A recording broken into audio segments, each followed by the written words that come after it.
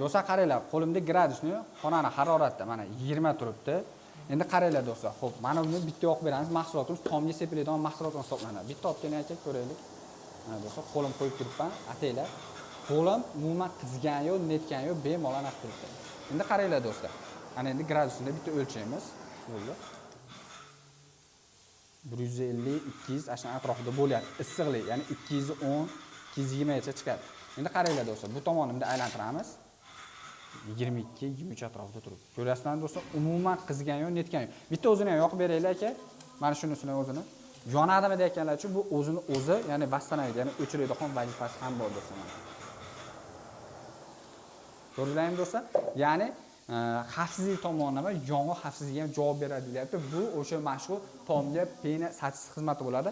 1 kvadrat metri $10 dan $12 qilib berishadi. Xonadonlarga, ofislarga, katta zavodlarga qilib berishaveradi. Aloqaga chiqarasiz, soqqani boshqa kanallar olinsa chiroyli holatda kelishgan holatda qilib berishadi. Shunaqa chiroyli avianda qildirmoqchilar, aloqaga chiqarasiz. Xo'p do'stlar, buni arzonrog'i ham bor, lekin arzonrog'ini akalar tavsiya bermasangiz, tomga tavsiya bermaydi, lekin shumilizatsiya uchun tavsiya beriladi. Bunisini ko'rasizlar, qattiq ustiga chiqib sakraysa bo'ladi. Bunisi esa yumshoq, mana shunisi farq qiladi do'stlar. Ya'ni bu ma'lum vaqt o'tgandan keyin mashinadan bo'lib ajrab ketib qoladi. Shunisiga ahamiyat berib qo'yasizlar.